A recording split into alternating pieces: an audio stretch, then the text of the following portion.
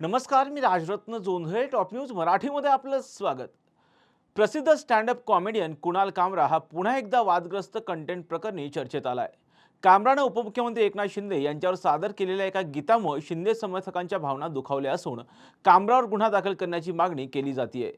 मात्र कुणाल कामरा हा वादग्रस्त प्रकरणात पहिल्यांदाच अडकलेला नाहीये. याआधीही त्याने केलेल्या राजकीय टिप्पण्यांमुळे तो अनेकदा वादाच्या भोवऱ्यात अडकला आहे. त्यामुळे राजकारण्यांना डिवचून चर्चेत येणारा कुणाल कामरा नेमका आहे तरी कोण, पाहूया. कुणाल कामरा हा भारतातील एक प्रसिद्ध स्टँडअप कॉमेडियन आणि सोशल मीडिया इन्फ्लुएन्सर आहे. त्याने त्याच्या करिअरची सुरुवात जाहिरात क्षेत्रातून केली.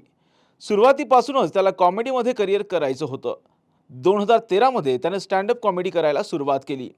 तेव्हापासून तो राजकीय नेत्यांवर आणि राजकारणावर तिखट शब्दात पण हास्यास्पद पद्धतीने कॉमेडी करताना दिसतो.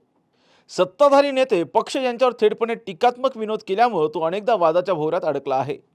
2020 मध्ये त्यानं सर्वोच्च न्यायालय आणि न्यायाधीशांवर टीका करणारी ट्विट्स केल्यामुळे त्याच्याविरुद्ध अवमानाचा खटला दाखल झाला होता. त्याचबरोबर पत्रकार अर्णब गोस्वामी याच्यासोबत त्याचे विमानात वाद झाले होते. त्यानंतर काही विमान कंपन्यांनी प्रवासबंदी घातली होती. पंतप्रधान नरेंद्र मोदी, केंद्रीय गृहमंत्री अमित शहा यांच्या विरोधात केलेल्या विनोदांसाठी त्याला ट्रोलिंगचाही सामना करावा लागलाय. आणि याचा थेट परिणाम त्याच्या स्टँडअप कॉमेडियन म्हणून त्याच्या करिअरवरही झालाय. अनेकदा त्याच्या वक्तव्यासाठी त्याने माफी मागावी अशी मागणी केली गेली. मात्र कामराने आपल्या मतांवर ठाम राहण्याची भूमिका घेतल्याचं पाहायला मिळालंय. त्यामुळेच तो एक बंडखोर कॉमेडियन म्हणूनही ओळखला जातो. स्टँडअप कॉमेडियन व्यतिरिक्त त्याचा एक यूट्यूब चॅनल असून त्याच्यावर 23 लाखांपेक्षा जास्त फॉलोअर्स आहेत. या चॅनलवर तो अनेक राजकीय मुद्द्यांवर व्यंगात्मक टिप्पण्या करताना आणि मुलाखती घेतानाही दिसतो. आणि एकनाथ शिंदे यांच्यावर सादर केलेल्या कवितेमुळे कुणाल कामरा पुन्हा एकदा अडचणीत आलाय. उपमुख्यमंत्री एकनाथ शिंदे यांनी शिवसेनेतून बाहेर पडण्याचा घेतलेला निर्णय आणि त्यानंतर झालेल्या घडामोडींवर एक कविता सादर केली, ज्यामध्ये शिंदेंचा उल्लेख गद्दार असा करण्यात आला. हे पाहून शिंदे समर्थकांच्या भावना दुखावल्या आणि शिवसैनिकांनी कामराचा स्टुडिओही फोडला.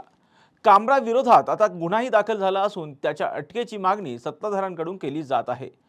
तर महाविकास आघाडीच्या नेत्यांकडूनही त्याची पाठराखणही केली जाते. तर सोशल मीडियावरही कुणाल कामरा सपोर्टर्स विरुद्ध कुणाल कामरा हेटर्स अशी खडाजंगी सुरू झाली आहे. अशाच महत्त्वपूर्ण बातम्यांसाठी पाहत राहा टॉप न्यूज मराठी. आपला महाराष्ट्र, आपली बातमी.